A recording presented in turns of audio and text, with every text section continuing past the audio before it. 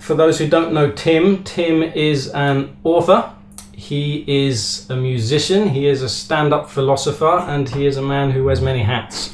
So I gather you've written 35 books, I have. something like that. Yeah.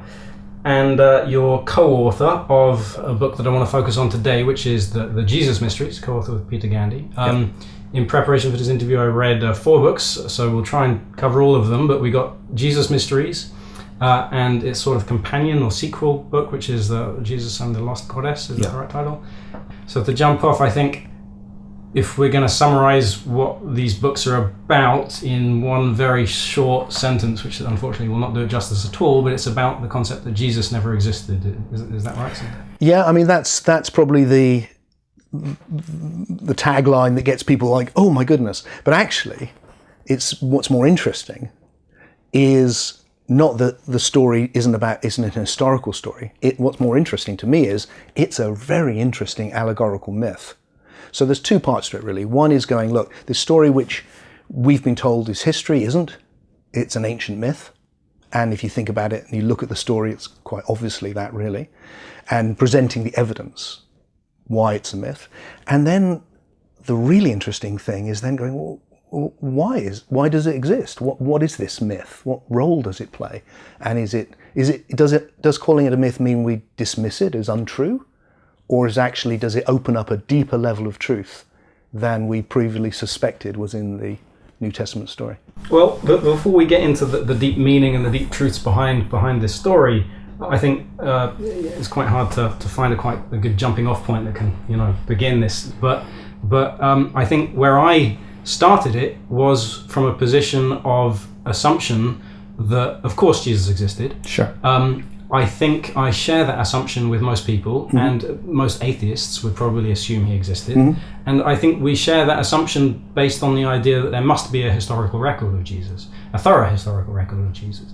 So is there? No. What exists? What Christians say is the first thing, Luke, I think, is to say, look, Peter and I both also assumed that Jesus existed. I mean, it was a shock. We didn't set out with an agenda. We were actually doing separate work around the ancient mysteries of the pagan mysteries and around the early Christian Gnostics. And it arose from that research. It wasn't something we came into it to prove. So no, there is no evidence at all.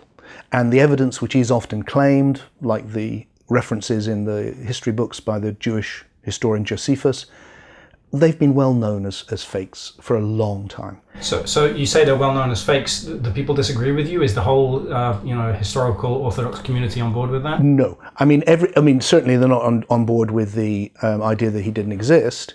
But I think a good body of scholarship would go that there is no solid evidence. So what you're left with is the Gospels, which are faith documents. And what scholarship has done, and this is not us that's done this, has taken those to bits and shown, for instance, 3 of the Gospels are basically the same Gospel. Mark becomes elucidated into Matthew and Luke, and then John is quite different. And what you can see is that it was okay to add things because somebody added things over a long period. The real change comes when you understand the Gnostic Christians. Now, the Gnostics aren't one group. They're a whole variety of groups. And that's interesting. So this early Christianity doesn't start with one thing around a man and then spread. It's actually already lots of different disparate groups around. By the time that Jesus should have been alive, it's not like that. And when we go into the Gnostics, what you find is a completely different form of Christianity. And it's a form of Christianity which is very close to the pagan mysteries. So what we suggest is happening is that the pagan mysteries, which were everywhere around the ancient world, have at their centre various myths, one of which is around a dying and resurrecting God-man. And all of the elements that will make up the Jesus story already exist in those myths. Well, I want to get to that, but before we do, I think a Christian who's listening to you dismiss Josephus might go, oh, hang on, wait a minute. So, first of all, Okay, you're saying that there's no historical record. Josephus, you're saying, maybe pronouncing that wrong, Josephus. Josephus. Yeah. Josephus. He was a later forgery upon his contemporary writing. Yeah, I mean, if you want to home in on that in particular, basically you've got a few references to Christians in the early Roman historians. That's all you've got, and then in Josephus, suddenly you get this beautiful passage about, this is a wonderful miracle worker and a man, if you can call him a man, and it's all very full of praise. But it's written in a completely different Greek. And the early Christians never reference it. And they surely would, because it would have been hugely important to them.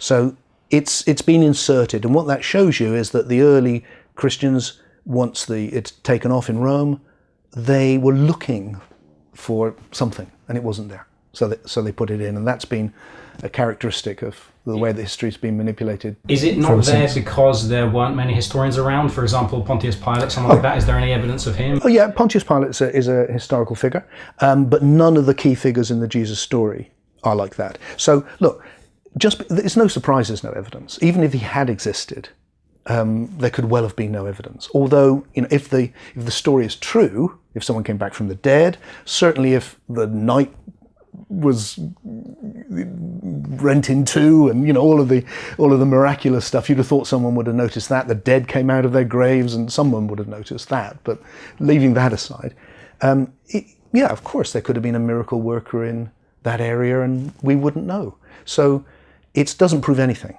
Saying there's no record doesn't prove he didn't exist. All it says is there is nothing to suggest he did. Well, that's, your critics, I tried to see what the critics who tried to take you down and their arguments. Very good. They're very convinced of their own arguments, but they seem quite feeble to me. But one was that there's actually no contemporary evidence of Hannibal, who crossed the Alps with elephants, and the reason there's none is because the cities were all burned down, and so of course the lack of evidence doesn't disprove it. So I've never looked into Hannibal. The example people normally use is Julius Caesar, who is a bad example because we have tons of evidence about Julius Caesar. Look, showing you can't have negative proof. The fact that there is no solid evidence for what would have been an obscure preacher in Jerusalem is no surprise. So it doesn't prove anything. So like I said, there's three things which come together in the Jesus mysteries. One is, look, there's nothing compelling which says there definitely was somebody. So we don't know. So that's open. He's missing. Okay, what does that mean? Don't know yet. Then you've got the stuff which I touched on very briefly, which is, hang on a second, here's a different form of early Christianity, which the Roman Church, hundreds of years later, turned into the enemy and did their best to suppress, well, actually suppressed, and brutally. And their great complaint about those Christians was that they'd gone pagan, because they were so close to paganism. And the other great complaint is they don't believe that Jesus came in the flesh. And they see the story as an allegory of initiation, just like the pagan myths. So then it starts looking like, well, could it be the other way around? Most contemporary thinkers go, oh, there probably was a man, and then it's been mythologized. That's what most people think. What we're suggesting is, how about it was a myth that was historicized? Because that actually makes more sense of these early Christians. And what we know of the Jewish culture at the time is we have a very, very distorted view of it. It's absolutely enmeshed in paganism. The place I think that Christianity is actually coming from is probably from Alexandria in Egypt, where you've got a mishmash of these different cultures, including a large percentage of the Jewish community. It's a bit like New York. They all speak Greek, which is why all the documents are in Greek. We have what's called intertestamental texts, which just means they're between what we call the Old and the New Testament, which are clearly bringing together Jewish mythology and pagan mythology. And then suddenly we get the Gospels. Hang on, these look exactly the same. They're also bringing together pagan and Jewish mythology. So you've got groups in the desert outside Alexandria who are like the Therapeutai, who are Jewish pagans. The person who tells us about it is a guy called Philo, and has two names. He's often called Philo Judaeus, Philo the Jew, and Philo the Pythagorean.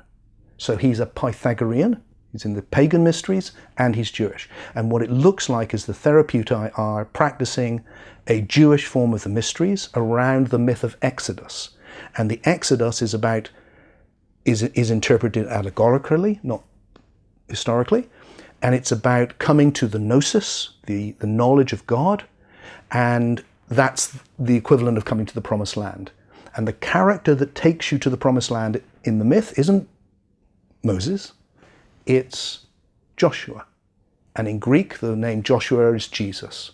So it's quite possible that they're already practicing the mysteries of Jesus or Joshua for hundreds of years, possibly, long period, before it becomes what we recognize as the Jesus mysteries, this new thing which emerges. Well, one of the main themes of your book is how this Jesus story is a copy of stories from all of many different places. So you mentioned a few names, like Osiris, Dionysus. Who is the Jesus story copy of?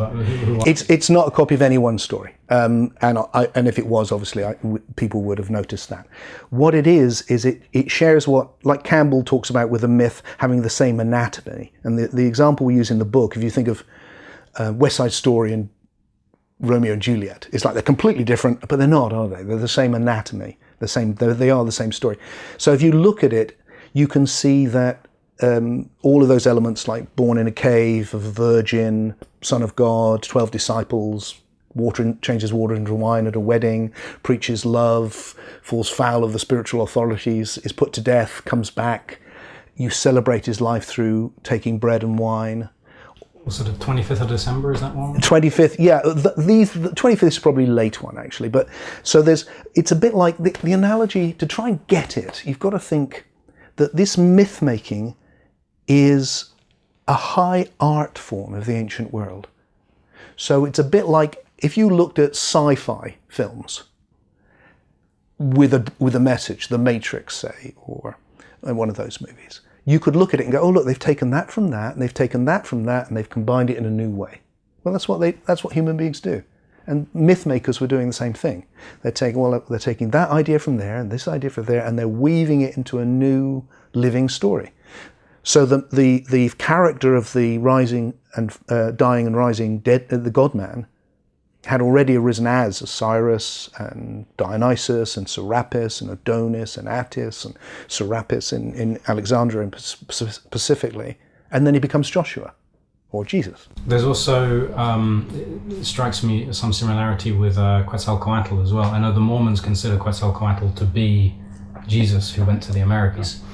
So then we end up in a whole different thing, which is also interesting, which we don't go into, which is to what degree, this is one of the interests that Jung had, to what degree are these myths being passed on by historical connection, which is probably what is happening in the Mediterranean, but how connected is the human psyche?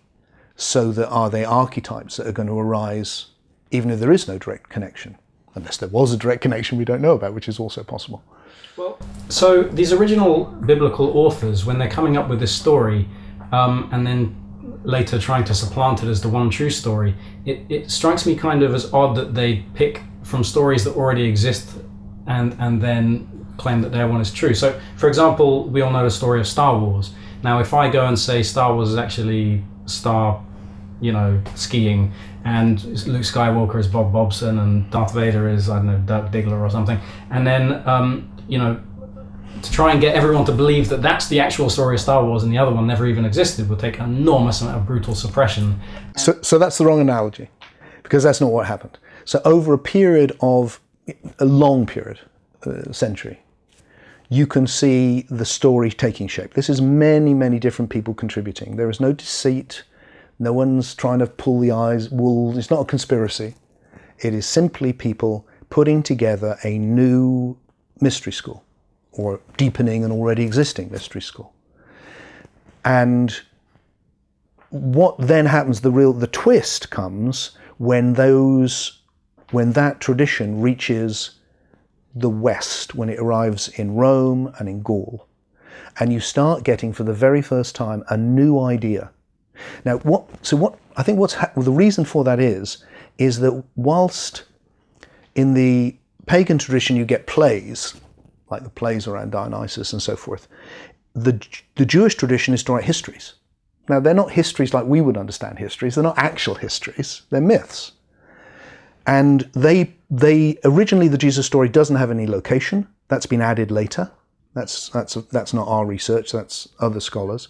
But you can see that what's happened is that a basic narrative has come together with Sophianic wisdom sayings. They've been mixed together, and then somebody has started putting it into a place. Whoever it was wasn't very good at geography. Probably hadn't never been, obviously, to Jerusalem, and they didn't understand it very well because it's not done very well. But it gives it a reality. It gives it colour, and part of the mysteries, which is you need to understand also, is that they have the outer mysteries and the inner mysteries. So the outer mysteries are about taking things literally, and I think that would have been just as true for the pagan mysteries. So whilst now we take it for granted that, well, there was no Dionysus, there was no really an Adonis or anything, I think for the most of the people at the time there would have been. They would have taken this completely seriously, and the stories would have been real. That's the world they lived in. And then when you came into the inner mysteries, you were ready. The teacher would sit you down and go, okay, this is really about you. You're Dionysus. What you need to discover is the Dionysus in you.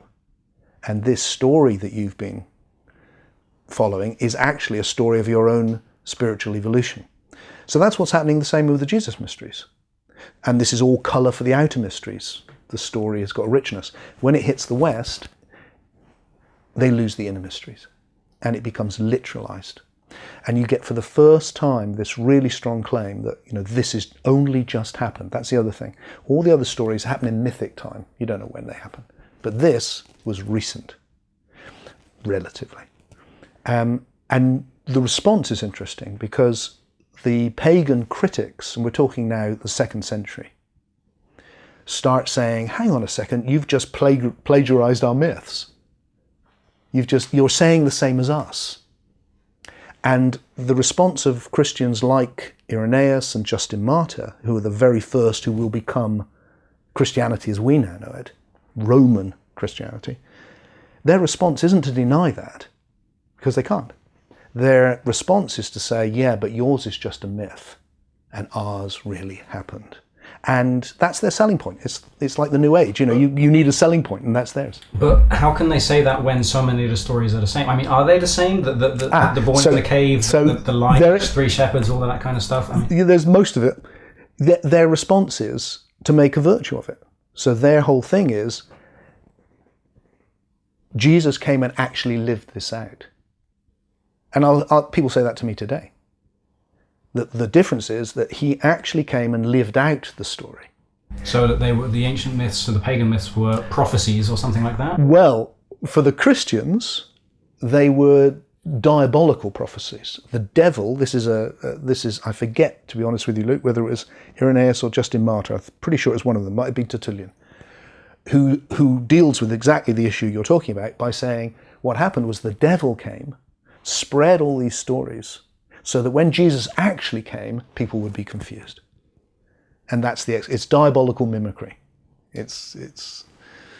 You've plagiarized it in advance. So there are many myths and stories out there. Why this one? What's so special about this resurrecting God-man story with the 12 disciples and all of that stuff? Why is this one worthy of so much attention and energy and worth killing people over for thousands of years? I mean, I'm not sure it is worth killing people over for thousands of years. So the first bit is that when the Roman Church takes over this literalist form, you get the transformation into what monotheism as we've come to see it. It's a fascist empire, and it takes it on for its own reasons, and it uses it. And that's basically the Catholic Church. And then from that, the Protestant Church has come, but it's all the same. It's the same books. So we now have, there were hundreds of Gospels. In fact, one of the complaints the literalists make about the Gnostics is that they say, every one of them writes their own Gospel. because you can't prove you're initiated unless you create your own myth, which is kind of sweet. So that's their approach, very different. So we now have many of these through Find at Nag Hammadi. We have quite a few Gnostic Gospels, and we can see what they were saying, and it's very different, including their whole cosmology, which involves a Christian goddess, and all of that as well. So what you can see there is that there's a completely... The Roman Church is the one that's been fighting about it. That's a different thing, really, or it's a corrupted version of what was started off, I think, as a disparate attempt to explore the mysteries of life by some inquisitive minds with big hearts. So you were saying before that these mysteries of life, they are encoded in this myth. Okay, so why that myth? Okay, so I think the motifs develop which express certain ideas. So it's a bit like, I want you to get these certain ideas, so I build these motifs in. So let's take one you mentioned, 12 disciples. That's a reference to the Zodiac. So a key idea in the ancient world for all of these people is everything is seen in the stars, as above, so below. The movement of the stars is reflected on the earth. And you've got to think, there's this huge display going on above you, and the difference is, here, everything's chaotic, but there, everything is ordered, and it follows this order. And then there's one point, the pole star, which doesn't move. So that's the Christ, or the Dionysus. That's the center. It's your center. The whole mystery, the whole one. Just to back up what I was saying earlier, one of the great lines I love is Paul, who's the earliest Christian writer we have, and a Gnostic in my view, the genuine Paul. There's later fake letters of Paul.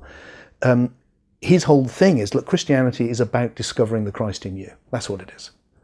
And that myth of the Zodiac is going, right, so Jesus is the center, that's the Christ in you, and then the movement around it's the wheel of suffering. In the East and in the West it was called the wheel of grief. The Pythagoreans called it the wheel of grief. So you're caught on the wheel of grief in this cycle of suffering, which is reincarnation. And your job is to see that you are always still at the center, at which point you're off the wheel. So all of those teachings are then in that myth. And in one of the Gnostic Gospels you might have come across, there's a lovely session where Jesus literally stands in the middle of a circle and the disciples go around and they sing together. And he says a line and they say a line back and he says a line. And they're just playing out this myth. So and they're all doing that. I mean, another important motif here is the dying and the resurrecting. Yes. I watched this film Zeitgeist many years ago, and it talked about how it was something to do with the Southern Cross and the sun, on the winter solstice, something like that, and it was all about a solar deity. I mean, what is the resurrecting God-man myth? Well, there's lots of interpretations, and there certainly is a lot of astrological stuff in there. We don't go into a huge amount of that. Zeitgeist got into a lot of trouble because everyone thought Peter and I had made the movie for a long time, which we didn't. I can announce publicly for the first time. Nothing to do with us, because they used a lot of our material. But so look, yeah, there is astrological stuff. It's a bit like if you take a myth, another myth for a moment. If you take, which is also relevant because it's going to come up with the Christian goddess, which is the myth of Demeter and Persephone. So with the myth of Demeter and Persephone, you can interpret it on one level, and probably the first level that it arose at, it's about the seasons. And lots of people will interpret that as a seasonal myth. It's about fertility. Later on, though, it starts to become a deeply allegorical spiritual myth, which is about the fall of the soul into incarnation, into Hades, this is Hades, this is the land of shades, and returning to the mother, and the soul finding itself again. Now that's been developed, it's evolved, and the same with the Jesus stuff. So I think it probably does have roots in astrological phenomena, but it becomes deeply mystical.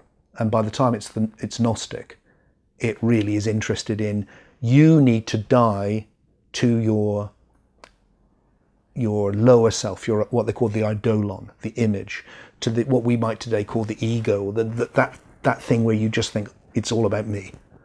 And you need to wake up to the daemon or the spirit or the Christ in you, which is waking up to oneness. And that's the agape, this all-embracing love.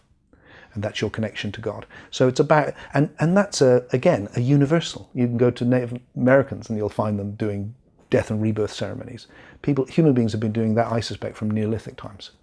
Well, I mean, the Jesus myth, though, if it's really trying to teach us to, transcend the ego and become more awake to the wider connection between us and everything, it seems that the Jesus myth is maybe too sophisticated in terms of the way it's encoded these myths, because most people who read it don't get that. They get very simply the literal, translation. It's not designed for them to get it. This is the key thing to understand about the ancient world. These are not philosophical teachings. These are mythological motifs. So they're about something which you explore with your initiator. So you can, for people like Clement of Alexandria, for instance, will talk about this is the literal meaning, but this is the allegorical meaning. And so it is deliberately there. So the outer mysteries relate to the myth of Adam.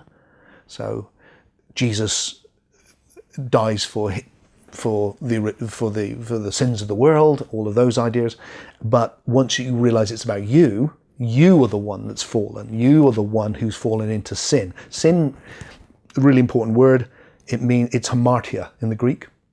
It comes from archery, and it means to miss the point. So you miss the target. That's sin. And metanoia is what gets translated repentance, which means a change of heart or a change of direction. So it's all about, look, you're missing the point, you need to change direction. And that's the whole sin and repentance idea. And the myths are your way to understand what that might mean. So the big one, where it's all going, there's lots of teachings about love in there, and really, actually, full-on teachings about love. And where it's going to go to is a mystical death and resurrection. And it is a resurrection. And the word that's used there, anastasia, also means to awaken. So it's coming to the gnosis, to the awakening. Gnosis means knowledge. And that's why they're called Gnostics, because they're interested in gnosis.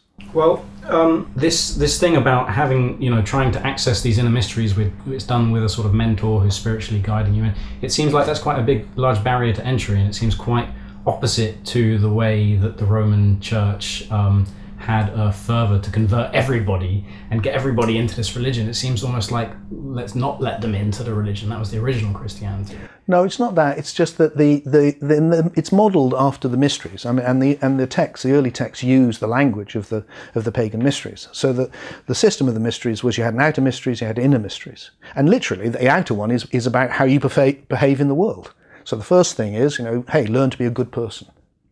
And then, okay, now you can understand the mystical stuff, which is transpersonal. Now it's about discovering God, finding out the part of you that is one with God. And that's above it's above the psyche, the soul. Psyche is the Greek word for soul. So in the pagan and the Jesus mysteries, you get these two levels of initiation. The first one is the psychic initiation, and the second is the pneumatic. Psychic just means soul, so the first one's the soul initiation, and pneumatic means spirit. It's the spirit initiation. So the first one is all about your individual soul, and you get all the do unto others as you would be done by, and turn the other cheek, and all the moral teachings. But that leads to, and in the myth that happens. So Jesus is, he's giving the teachings, he's doing really well, and that's going to lead him to arriving in Jerusalem. He comes in on the donkey. The donkey in the myth is Set. It's the lower self. Set is the Egyptian god, donkey god. And so he's mastered his lower self. So he's completed the psychic initiation. He's the man, and he's hailed as the king. Hallelujah. And everyone welcomes him in. It's a moment of triumph for him, and then everything's going to turn around, and he's going to be betrayed, and it's going to go horribly wrong, and he's going to die a horrible death, and he's going to do it willingly.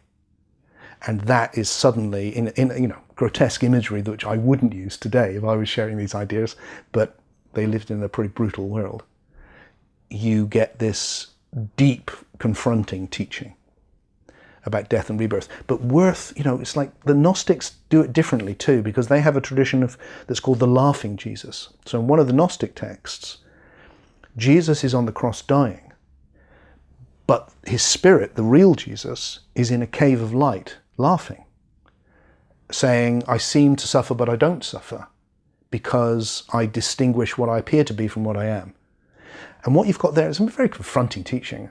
And I don't think it's something I'd use today, because we've moved on. But it's very much got that Stoic philosophy. It's like life is really, really hard. And the true philosopher, the philosophia, the lover of Sophia, Sophia is the goddess of wisdom, the true philosopher can even stay true in the worst possible situation. So what do? They put the hero, the archetypal initiate, through the worst possible thing. He's betrayed by his friends, he's hung up to die, and he transcends that, he comes through. And then when he comes out, so he's born in a cave. There's a lovely line, if you want to get it really, you go to one of the critics of Christianity, who's Plotinus, the Neoplatonist. And his basic thing with Christianity is, like you're saying, it's too complicated. Oh, it's like, we Platonists, we've got away from the myths now, and we're into philosophy, but you've just re-mythologized the whole thing, which is what they've done. But he says, basically, it's the same as our myth. It's the myth of the ascent from the cave. Which, who goes to Sunday school and they go, yeah, it's the ascent from the cave? We don't. But it is. It's actually the movement from the cave at the beginning, who he's born in. We got stable, but it's a cave. And the cave at the end, where he resurrects and it's empty. And that is the myth. And the cave, to anyone in the ancient world, you'd know that the cave is Plato's cave, or really Pythagoras' cave, which is the universe. So you're born into the universe, and then he ascends from the universe. And in one of his letters, Paul says he's conquered the cosmos. He's come out. So, what you're describing sounds to me a bit like the Gnosis. So this whole Jesus myth, we have two takes on it. We've got the Roman Christian take and the Gnostic take. And the Roman Christian take is that Jesus is our salvation. It's all about salvation, and we get our salvation through believing in him. And then we go to heaven and everything's great. And the Gnostic myth seems to be that we have to have Gnosis, and by that way we're saved. But, with it being too complicated, of course, billions of Christians through history have never got that. They've never got the Gnosis side of things. So is that the essential Gnosis? Is that what we've all been searching for? This word Gnosis is new to a lot of people, I think. I guess, yes, it means knowledge or wisdom or whatever. But is that basically it, that you are Jesus and you are going through this story of life that's sometimes hard and sometimes challenging, and ultimately you've got to transcend ego? Is that it? Look, I think the version of Christianity which is still around today has had a huge, it's done horrible things, mainly through organized religion, but individually it's created most of what is good in Western culture. It's been, and still today, it opens people's hearts, people find meaning. It's a beautiful thing. Anything, is there a greater line ever written than love your enemies? What a thing to say. Love your enemies is right at the center of the religion which has dominated our culture. So of course everything that's best has come from it. So that's all good. It's just only the outer mysteries. And the reason that a lot of people in my generation went to India when looking for spirituality is they still had the inner mysteries. But we had them originally. I just didn't know that. And they were lost along the way. Not everyone lost them. There's still great Christian mystics, loads of them. Meister Eckhart, St. John of the Cross, Teresa of Avila. They discovered it all through it. They found out. And actually, if you go into any church up and down the country, you will find them interpreting the myths every Sunday. Well, not at the moment because we can't go to get together, but normally. So, if someone tells the story of turning water into wine at the wedding, you can bet the bottom dollar. Listen to Radio 4 when they're doing the God spot, and they'll be like, and what this means is you need to take your life and change it from something ordinary into something wonderful and ecstatic. Or everyone does that because that's what it's designed for.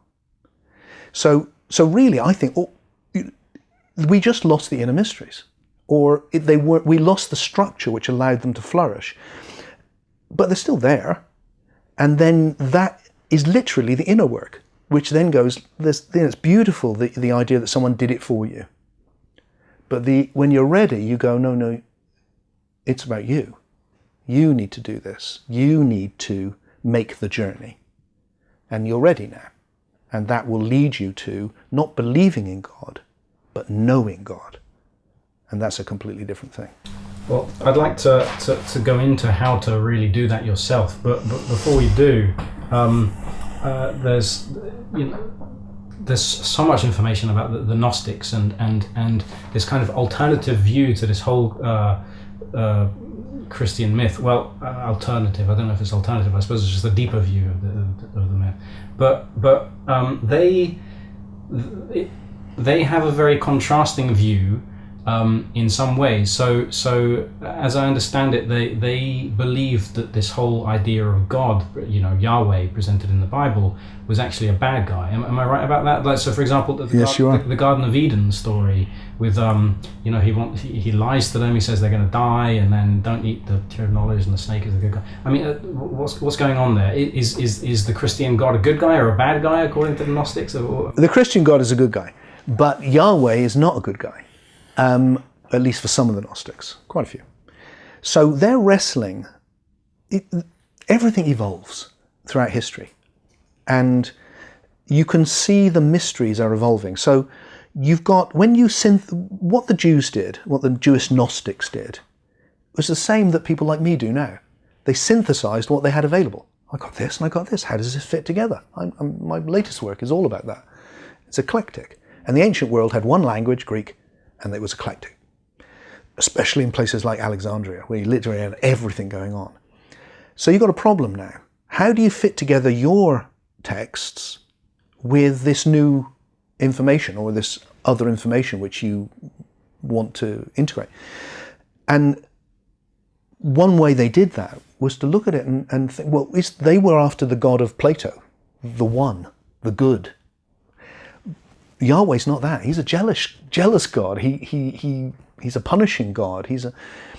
And they're also having an experience of life, that life is hard. I mean, life entails for us now, but then, I mean, really, really full of suffering constantly all the time. Even when things are great, I'm sure Bill Gates suffers. Absolutely. And you can imagine, I mean, maybe we can't imagine what it was like to live in the ancient world, where life was cheap and there were no dentists. It's like suffering everywhere. So they saw this as flawed. Now, I don't myself, but at that point in history, they did. And so they looked at Yahweh. In fact, they took not just Yahweh, but they took all of the heroes of the Old Testament and turned them into villains. And the people who stood up to them were the Gnostic heroes. So the snake was Jesus, because they want them to take the apple of knowledge, of knowing good and evil.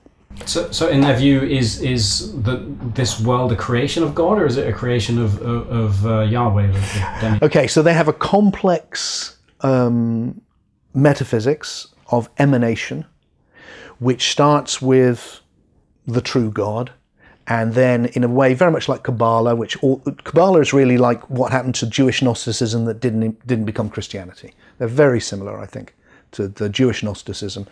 It splits, but you get the same idea of this emanation, and so things split into pairs, syzygies they're called, and it kind of falls down from the pristine into the base. So it starts with pure spirit and ends up with matter. It's like the opposite of what we believe now with evolution. So it kind of goes blah, blah, blah.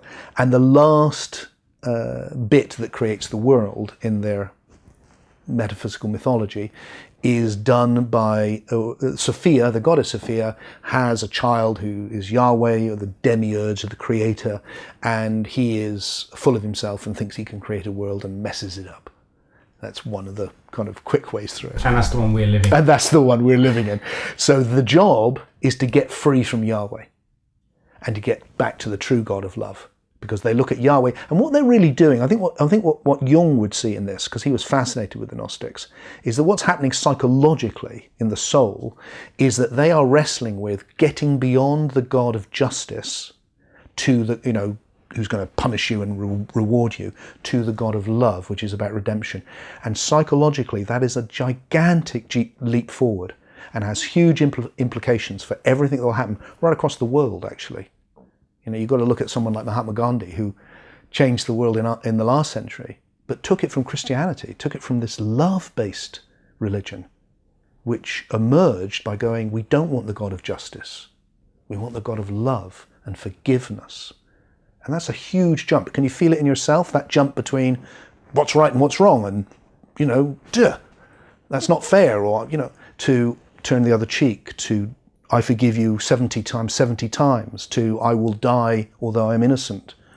I will forgive those who wrong me, who kill me. This is a huge psychological jump, and it lays the ground for the next 2,000 years of our evolution. Well, that's the thing. The Christian religion was based on foundations of love and forgiveness and goodness, and yet the reality of its adoption into Western culture was one of, we had great spiritual traditions, pagan traditions, and then as soon as Christianity came in, we entered the Dark Ages. It was the real fall from Eden, I suppose. I'm not sure that Rome before was Eden. It was also pretty dark. The Roman Empire was an empire in the ancient world. It was a brutal. It was basically about tax farming, and it was brutal. But it through quirks of history, I think in many ways. The religion of the empire almost became Mithraism, which is a different version from Persia. But it became Christianity from how odd is that? And I think very possibly just by the quirk that a lot of the widows in Rome got into it, and one of them was Constantine's mother. And he was looking for a religion to unite the empire, and he was looking to impose it now. He needed unity at all costs, and literally, got together the Council of Nicaea and forced unity. So the whole exterminating of Cathars and Gnostics through all of this time, through the Dark Ages, was that just about unity for the Roman Empire? Is that? Well, the Roman Empire as an empire died, but as in the Rise and Fall of the Roman Empire, the famous book, it sees it as continuing right the way through to the 16th century, actually. So it does continue in a different form. It's still dominating everywhere until Henry VIII here, for instance, and that's power. And a lot of the people who are popes, and we know, are the worst, very worst sort of people during all of that period.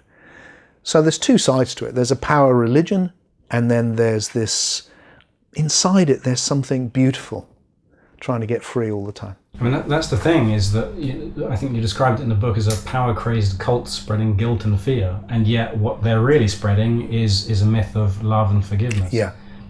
I suppose the people I know who count themselves a Christian are loving and forgiving. Yeah, exactly. And I'm sure it had that effect on lots and lots of people during that whole period. And it is a cult. And cults work generally anyway.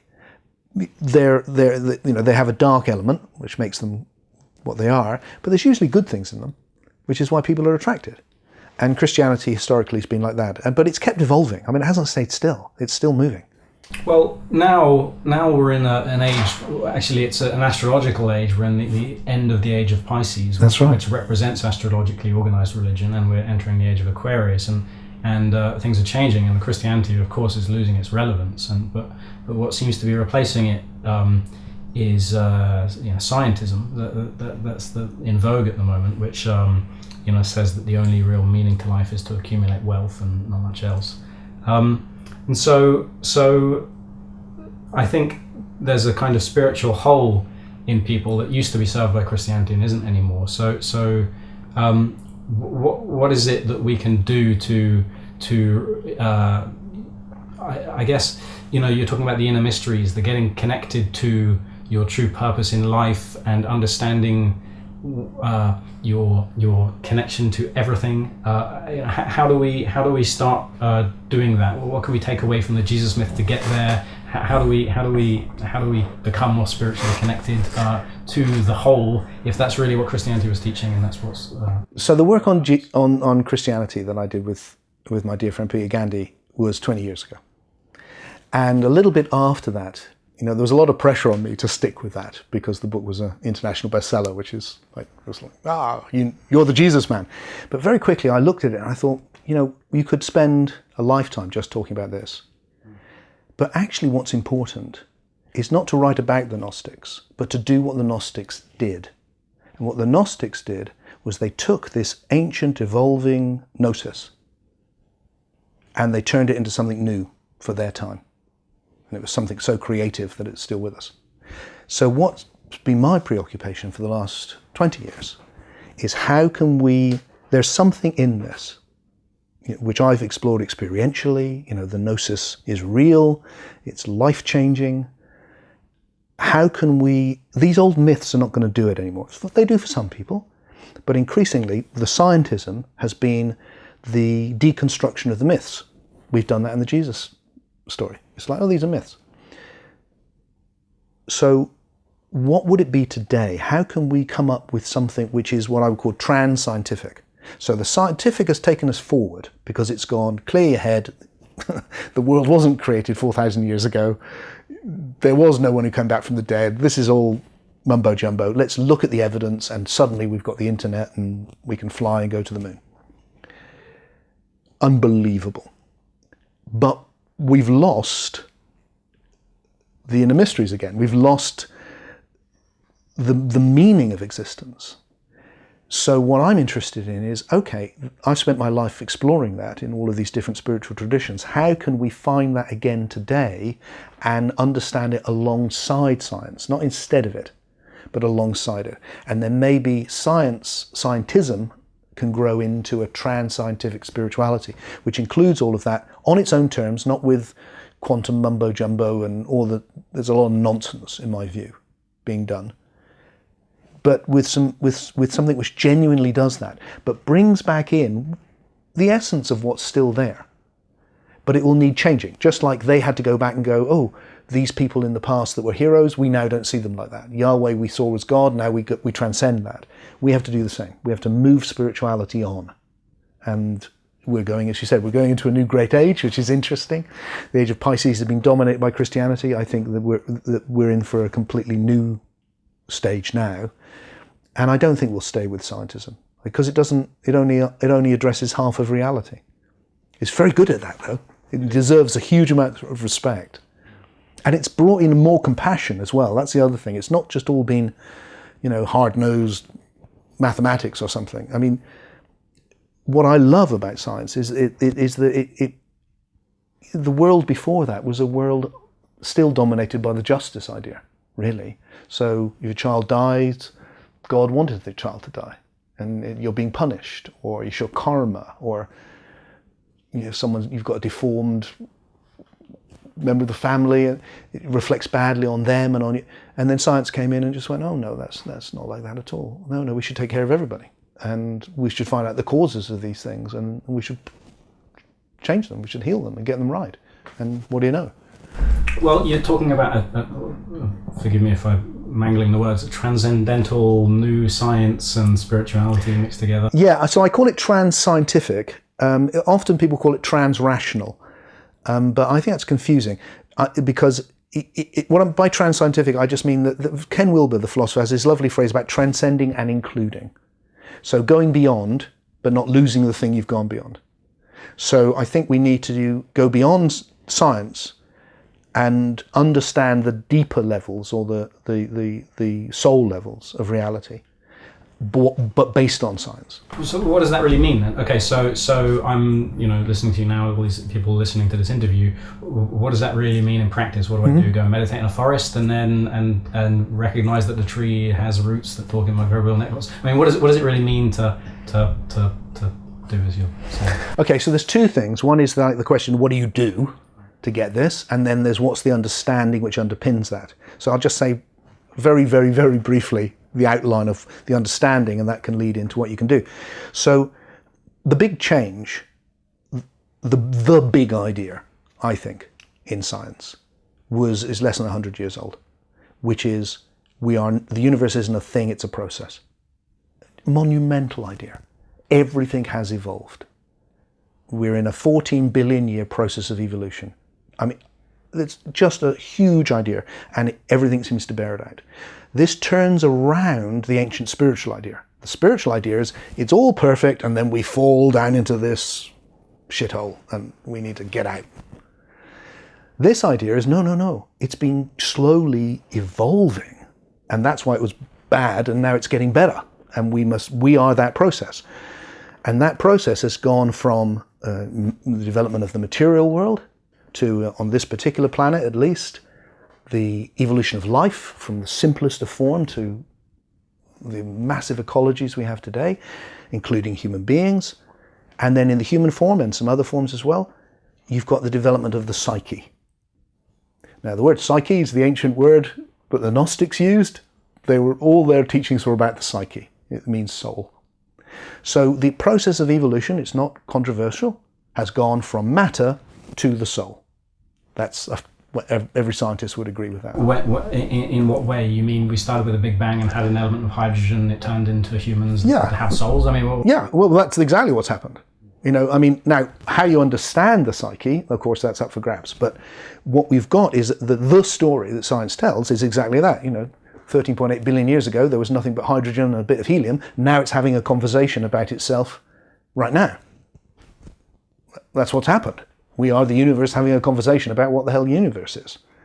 We're trying to discover who we are. That's huge. So then what I think what science does is it cuts it off at biology, because it is often based on a reductionist idea that what really exists is what you can measure with the senses. Whereas clearly what exists is greater than that, because the very idea that expresses that belief, you can't see it with the senses. You can't see E equals mc squared with the senses. These are ideas. Ideas exist, and ideas are not made of matter. Have a look. You're experiencing them right now in the psyche. Everyone is. So what I'm saying to science is, don't stop. There's a whole imaginal level of reality which has evolved. And the imaginal level of reality is the very thing that spirituality has always been concerned with from earliest shamanic times. And we can re-understand that body of spiritual knowledge in a new way as part of one evolutionary process. And then with spirituality, I'm saying, don't imagine that that existed forever. It's evolved. Everything has evolved. And then to go right back to the beginning and just go, so one of the things, again, you see this in Gnosticism, they have this idea of the pneuma, the spirit. Spirit means essence. Essence, esse, to be. It's Latin. It's being. And I look at that's what we're discovering, our being. And then I look at the evolutionary story and I go, well, if all of this is evolving qualities, if it's happening now, every moment is new. It's one flow of evolution which has taken us from hydrogen to you and me. What's the simplest quality that it's come from? And I think, well, what's the quality that everything has? It has the quality of being. So maybe we can understand this thing that we're in right now in a new Gnostic way as the evolution of being in a process of becoming, to use words that Plato used. So that being is the essence or the spirit which is becoming everything. So that if we then become conscious of our being, which is what Gnosticism has always been about, you discover, oh, my being is the same being as the universe. And that's the essence of Gnosticism. You discover that your spirit is one with the spirit.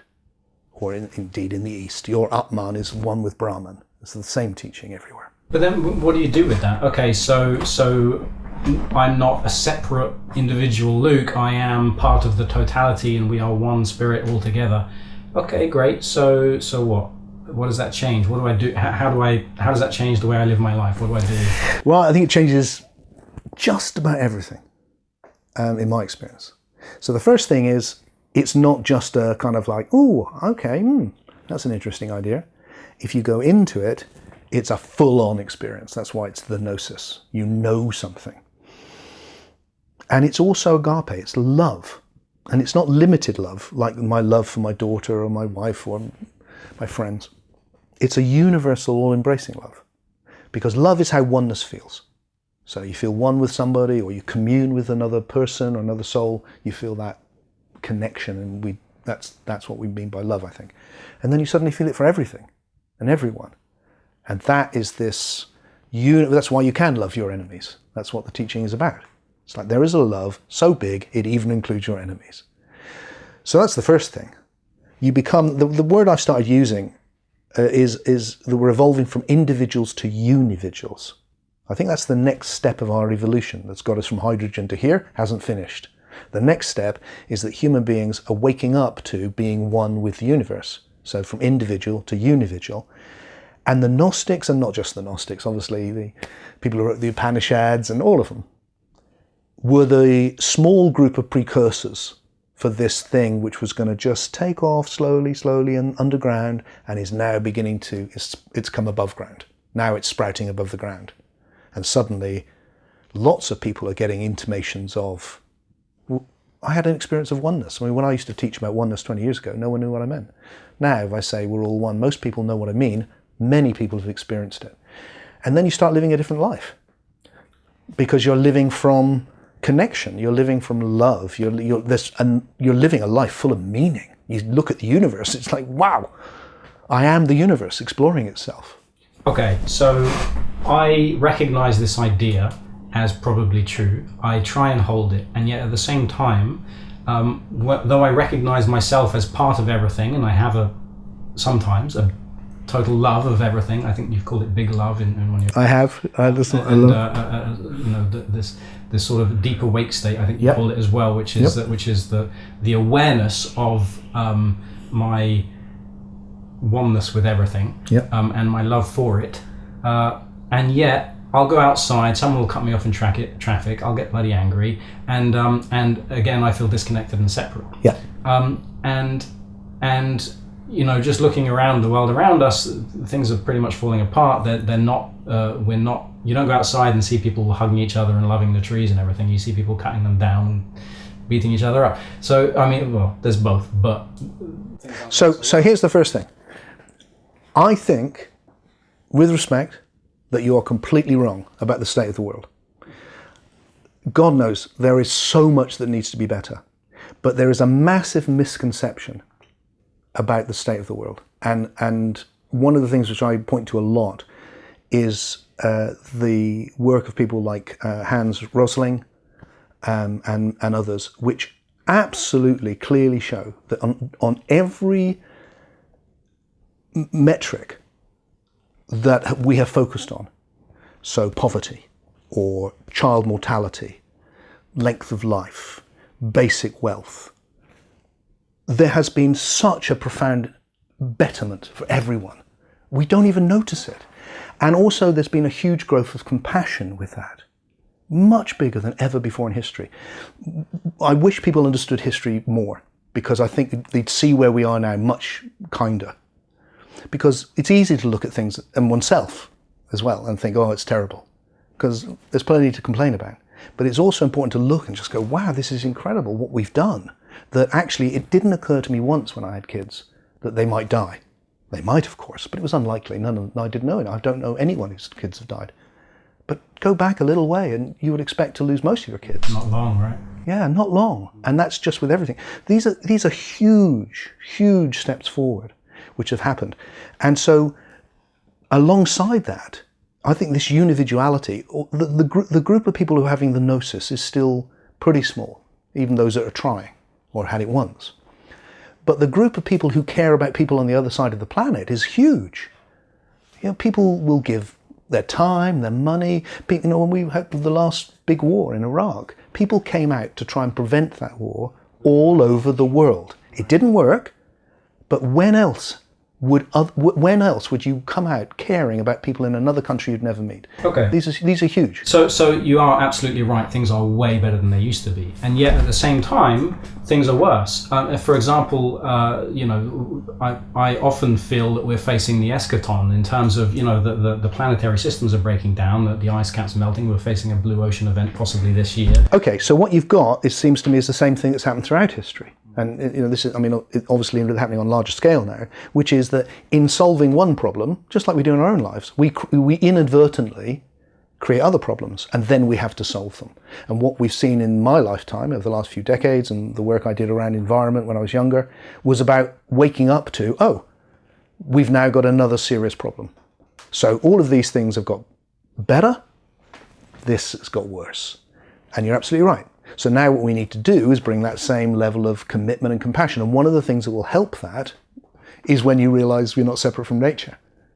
And that's what the oneness is about. That's the same message. Oh, look, we're not separate from nature. We are nature. Now, we have to be careful with that, because what I see happening often with green thinkers, of which I would have counted myself probably, and maybe I still am, I don't know, but is there's a kind of almost like a misanthropy that comes in. Human beings are like a plague that are destroying nature. It's like, no, we are nature.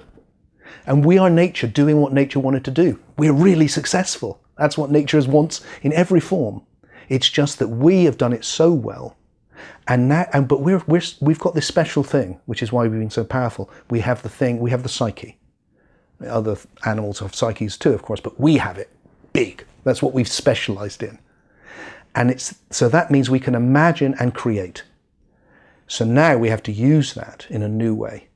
And we have to use it in a connected way, not as a way of, I want to benefit me, my tribe, which is all of that, accumulate, and that's been the last phase.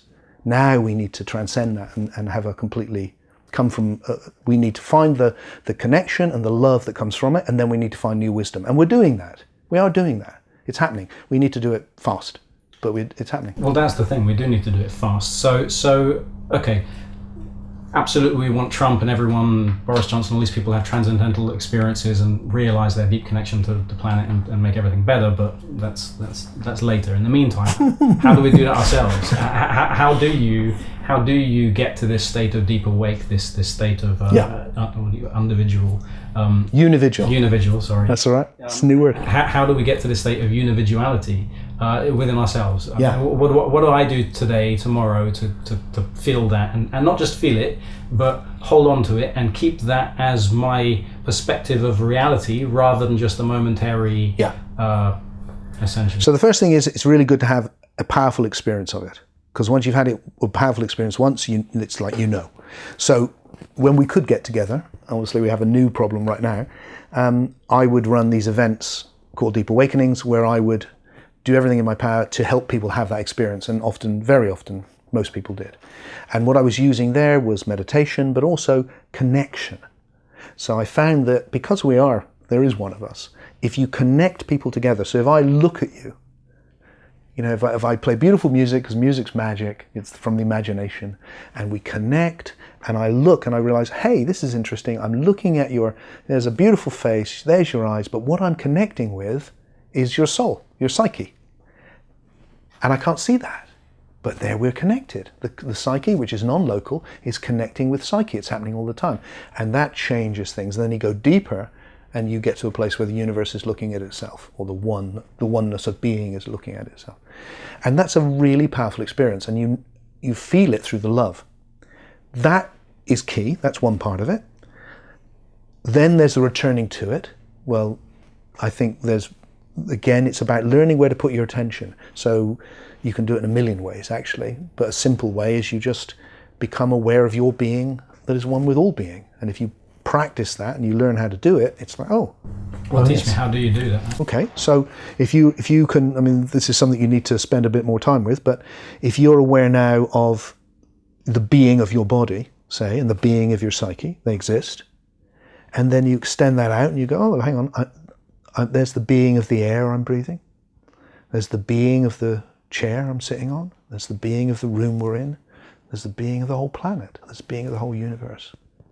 And you're immersed in that oneness of being, because you are that oneness of being arising as these qualities.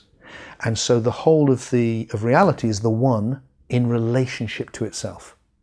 But then, as you're saying these words, I'm also feeling the separation. I'm here, but then there's sofa I'm on it. I'm not the sofa. So exactly. So the key thing with that is to get that last thing. Is like it's when you're looking for it as the oneness, it can be hard to find. But when you get the one is also two. The one is in relationship with itself. Every form it has taken is in relationship with the whole. And Luke is one and Tim is one. So Tim is unique. He is an individual. That's important. And so are you. I think I'm not of the school that tries to decry the individual. I want to hold the individual up. I think the whole of evolution has led to the individual. But through that you can go, yeah, but I am the universe as this individual relating to the universe. And then suddenly there's a communion with everything. You're no longer just separate from it. You are both the individual and you have a universal nature as well. And if you spend some time with it, and that, again, it's like the inner mysteries. One of the roles of people like me who've got old is to go, okay, so I've spent a lot of time doing this. I can maybe help you do it and pass it on so that the next generation can be better at it. And we keep passing it on. It's a long-term, the awakening of our unividuality. I don't know how quickly that can happen. I'm not expecting it to happen overnight. I think it may even be the thing which marks out the whole of the next phase, like the next 2,000 years. Do you think it can happen in time, in terms of, like I said, Blue Ocean event, we got all these planetary problems, we need to solve this stuff quickly, we need to start recognizing how important nature is and our connection with it and how we are nature and all of this stuff. Do you think we're going to make it in that sense? I don't think we have to, if we were waiting for everyone to realize that they were God, before that happens, we may be waiting a long time. But I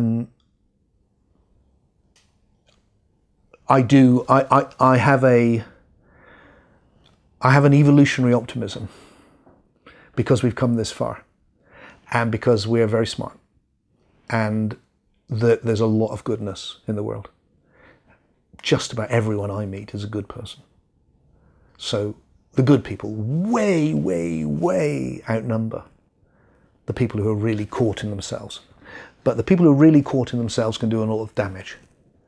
And we can all do a lot of damage when we're unconscious in a system. So what we need to do is empower each other. So really it's not about like, can we arrive at this thing and then we'll solve it? It's more like, can we understand what we're in? And I mean, even just, can we wake up and just not be like this? Like, can we actually, look, it goes on forever in every direction. You're alive. And only for a short time. So what really matters? And what is it for you that really matters? What's your contribution to this big adventure? And how can you evolve? And not expecting yourself to remember all the time or be perfect, because things which are perfect don't evolve. It's only things which are imperfect that evolve.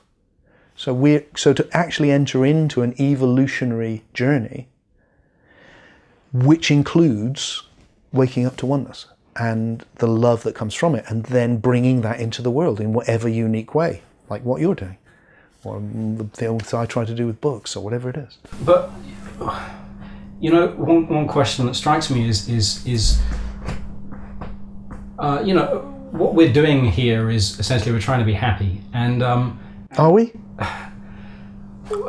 Are we? I'm not trying to be happy. I like being happy.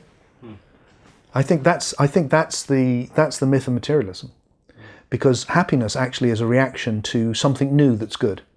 I think that's when you feel happy, which is why when you get a new car, you feel happy, but then after a few weeks you don't. So then you need something else, because then the new thing will make you feel happy again, because it's a reaction to something new that makes you feel like, oh, something. That's just part of that circle that just keeps you rolling. I think we're looking for something far deeper than happiness. What is it we're looking for then? I think we're evolving into God. I think we are the universe seeking its most emergent form. And the big change that I would make to the traditional mythos, which is much more optimistic, is I don't think it starts with God and then we all fall away and get trapped and need to get home. I think the universe is evolving into God, by which I mean it started with the simplest of things, being, I think. And it's evolving into the most emergent. And the most emergent thing I can imagine is the universe conscious of itself. And so I think as we wake up to oneness, we are giving birth to something beyond ourselves, which is why, right from the Gnostic days, when you enter the Gnosis, you feel like you're in communion with something greater than yourself, because you are. And that thing which is greater than you can get called God, or that's a difficult word. It's something transcendent, and it's marked out as it's totally benign, and it's love. So they discovered that God that was the God of love beyond the judgmental Yahweh. And I think that's been growing. It's growing, and I experience it. So I think what we're doing is we're growing into that, so that the universe is flowering into God. However, while it's doing that, we are all individual slices of that one universe. We are. And so we should be. And as this individual slice, it seems like perhaps my life would be a lot easier if I just decided not to be conscious of that, carried on playing video games and watched movies all the time, and just bugger it. Red pill or blue pill, whichever one it is in the Matrix. Why should I want to wake up to Unividuality. Yeah, damn good question. Which pill is it? Do you have it? Because if I could go back. I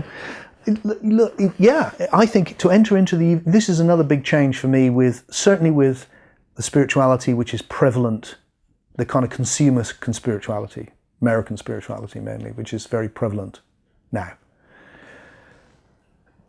Kind of individualistic.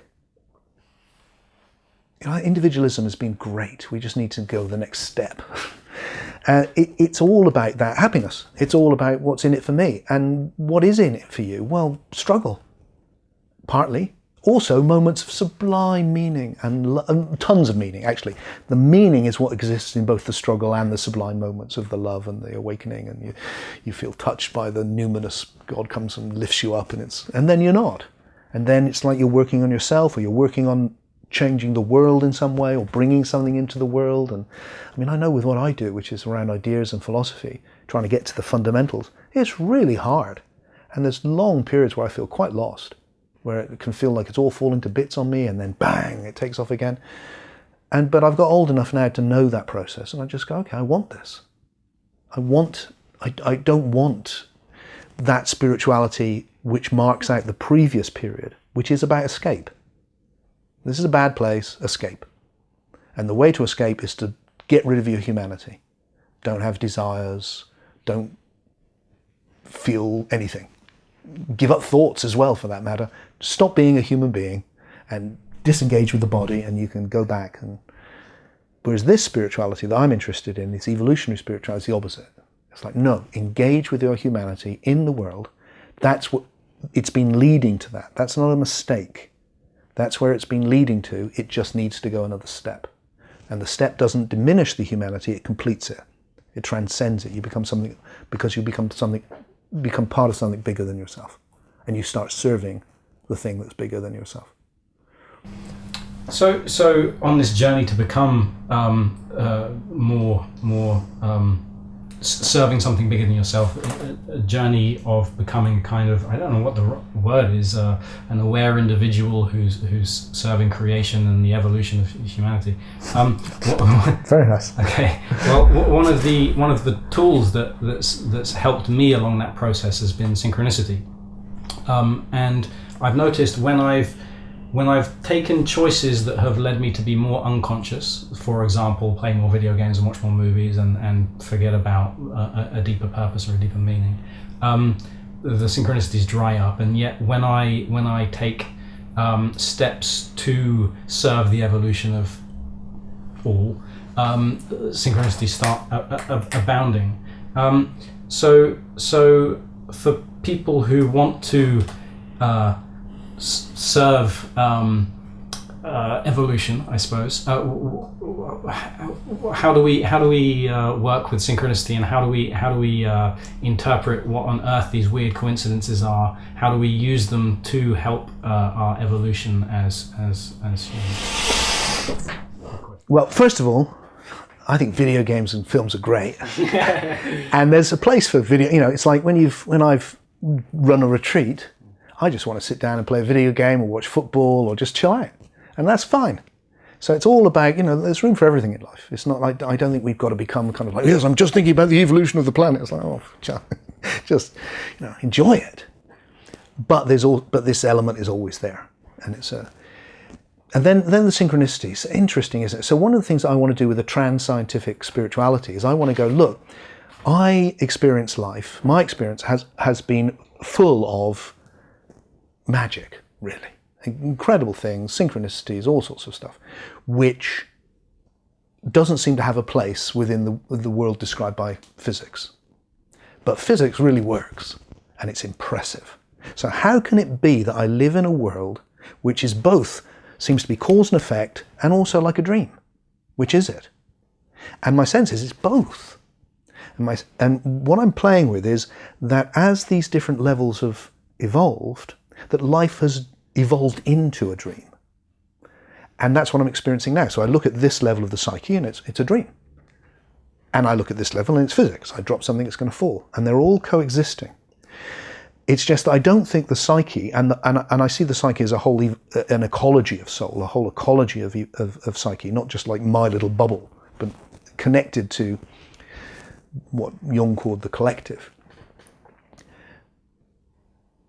I think that world is one which is held together by meaning and narrative. It's a story. So the universe has evolved into a story, like a video game. It's like on the basis of the video game, it's ones and zeros. But by the time you're playing it, it's a story. And like the whole universe is like that. You come back to the basics, it's pretty, it's ones and zeros, literally, actually. And then you come up and, it's what happened here. The first thing we did was explored the story of Tim and Luke. Oh, how's your story? Oh, nice. Tell me about your story. And that's what we are, we're stories. So the hypothesis that I'm playing with is that level of narrative influences the world. It's two-way. It's not just the real world is physics and that's kind of some peripheral epiphenomena. No, it's the more emergent level of reality. It's the most emergent level of reality. And it's affecting the story. And that the different levels interact all the time. They're interacting now. I'm going to use the power of the soul to lift my hand. Look, I just intended it. I don't know how I did that. I just said lift it, and it did. It's happening all the time. I'm thinking ideas and I'm making, I don't know what, God knows what I'm doing with my mouth to make these funny noises, but it works. And that's a general thing. So that life can become, that when that becomes dominant, life becomes very dreamlike. And suddenly you're in a numinous experience. And then it becomes quite cause and effect. And it's kind of mundane. And that's actually reality. And the big jump, and why I think, when I did a TED talk in America last year, and I ended with this idea that I think a new understanding is coming, this trans-scientific understanding coming. And when it comes, it's going to have as big, perhaps a bigger impact as the scientific story did 300-400 years ago. And look how big that's been. Because what it's going to do is it's going to go, all of those things, the nature of the soul, what happens in psychedelics, life after death, synchronicity, what I call narrativity. That's for real. That's actually the nature of reality. And we should understand that in the same way that we understand physics. It's all part of one thing. And when we get that, everything changes. So this trans-scientific, what I call the philosophy is actually unividualism, because that's what it's for. But I describe it as trans-scientific just because it wants to transcend and include science, but a trans-scientific spirituality that brings the two together. So before we're at this unividuality, right now we have, I know you take issue with this, but a divided world, we have... in some ways, that's right. And there are problems. You look on the news, it's full of bloody problems all the time. So for those who want a better world that's transcended this individuality, that dreams of a world where we assume our role as guardian caretakers of the planet, and we see ourselves and all of us are awakened to our unividuality. What do we do to bring this about? What's this final message? How can we as individuals make this happen now? How do we create this heaven on earth, this Eden, this united spirit of humanity? Without wanting to sound like I'm just saying completely obvious things, although probably I am, we need to wake the hell up, and then we need to support each other in doing that. We need to endorse each other's individuality and support the growth into unividuality, and we need to engage, and that means finding the love. That's the oneness. That's where we come from. But the love's not enough. As much as I want, that was the 60s thing. I grew up with that. All you need is love. I loved that. Beautiful. If only it were true. But it's not. Actually, you need wisdom. And I see love and wisdom as coming together. Love, wisdom, like one thing. Because, even in one's own life, my dad was a great guy, but he was an alcoholic. So I loved him. But how to love him was really hard. Because what was that?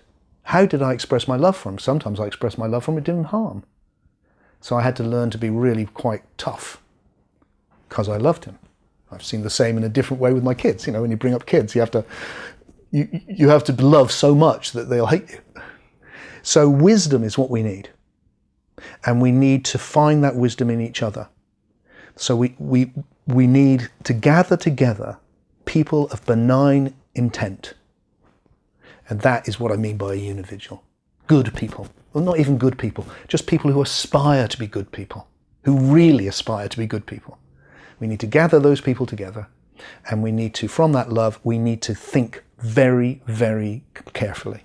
And we need to find the wisdom that allows us to make the next step. And part of that is to be willing to be critical of each other as well. It's not about being nice. It's about trusting each other enough that we can really push these things. Because I think we can make mistakes as well. We can, like you said, the news is always full of bad news because that's the nature of the news. For every time you hear that some terrible thing has happened, someone died on a policeman killed this, the rest of the time, none of that's happened.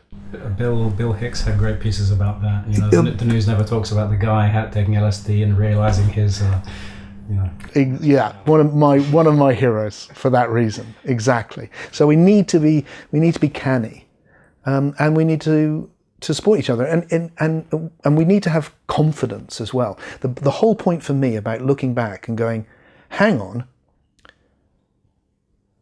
in my lifetime, we've transformed the role of women. Never been seen before in history. In a few decades. We've changed our attitudes towards sexuality, towards homosexuality, all sorts of things. In no time at all. These things are unprecedented. If we can do that, we can do this. We just need to focus on it. We just need to, the ability, our consciousness, we are the universe. And if we can harness that creativity that's got us from hydrogen to here, we can solve this problem. We really, really can. And there's also a sense that the thing we're growing into, that narrativity that makes synchronicity happen, the dream, and also what I call God, because I don't know what other word to use, although it's a dangerous word, that benign thing which is like calling us. The universe wants us to solve this. Of course it does. That doesn't mean we will. I'm not going, it'll be fine. I don't think that.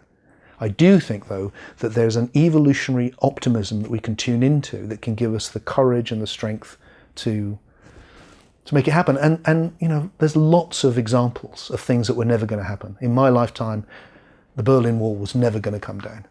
And then one day, it just came down. Or transformation in South Africa, or all sorts of things that I've witnessed in my short life. So these things happen. We can do it. And that's why it's so important to understand history. So we find the deepest current, which is the Gnostic current. I don't mean specifically the Christian Gnostics, I mean Gnostics everywhere. People who found that deep connection with the universe. That's coming out into the open now. We keep nurturing that. We grow our love, we grow our wisdom, and we support each other. And then the people who have the insights and the talents in these particular areas, we find them and we follow what they say. I love all this, and this would be a fantastic place to end, but there's one thing which I'm still not totally clear on, and that's the how. So the practical day-to-day me, I'm going out in my car. How you awaken? How do I awaken and stay awake and stay in that bloody state where I am the universe and I love reality and I'm not this angry little guy in a car? How do I get there? Okay, so the first thing, I've said it already, but I'm just going to say it again which is, look, there is no permanent state. I don't know anyone who's ever found one, and the people that claim it turn out to be not telling the truth, I think. So let's forget that fantasy. So what there is becoming more familiar with it so that it becomes there more often, or you can go deeper into it. That's for real. I've done it in my own life. How do you do it? Actually, it's quite simple. It's exactly the same thing that you do to learn anything. you pay it attention. It's as simple as that. You want to play the guitar? You know, it's like people with spirituality or awakening, they kind of hope that the equivalent would be that I'd go zzz, and they'd suddenly be able to play. It's like, no, you have to pick up the guitar every day and you have to play it, and then one day you'll pick it up and you go, I can do this. And then you'll see you could do it better. And there will never be a day where you go, I've arrived. There'll always be another thing you can do, another thing. And the same with this, in my experience. It just goes on and on and on. But you begin to have a love of it. So you give it your attention. And you realize that it's informing everything. So it's worth giving it to your attention. And then you find, oh, if I meditate, that helps. And then maybe you stop meditating. And you go, yeah, I'm not so interested in that now. I'm more interested in movement. And then maybe do that. Or maybe you go into nature. Or maybe you write. Or maybe you create from it. Or maybe you go, I haven't got time for any of that now. I've just got to get on with political action. Or it's like, it doesn't matter. Because the thing you're developing is the thing which is in everything. And that's the thing you learn to put your attention on. Thank you, Tim. I understand. Thank you so much for all of these words. I appreciate it. It's been a real pleasure.